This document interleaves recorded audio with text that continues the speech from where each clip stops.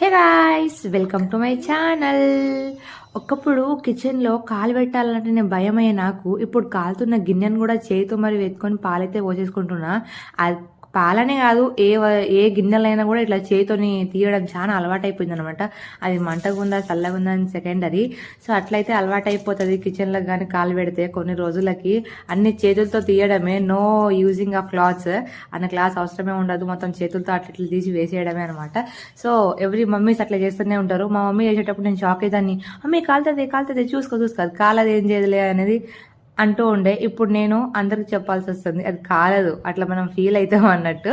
So మీరేమంటారు, సేమా కాదా అనేది కామెంట్లో చెప్పేయండి. నేనైతే మార్నింగ్ దోశ చేసేసినాను అండ్ చట్నీ కూడా చేసేసినాను అనమాట. సో చట్నీ రెసిపీ కావాలంటే కామెంట్లో చెప్పండి. నేను ఎగ్జామ్ అయితే మంచిగా షూట్ చేసేద్దాము. ఇప్పుడైతే మా చిన్నోని కోసం అయితే దోశ చేసిన, అదే మా చిక్కి కోసము చిన్నోని ఎత్తుకొని వీడి కోసం అన్ని ఫుడ్ చేయాల్సి వస్తుంది. వీడైతే మంచిగా అడుగుతాడు, మమ్మీ బాటి అంటుండు. సో వాడు దోశని బాటి అంటాడు, నీట్గా తినేసాడు.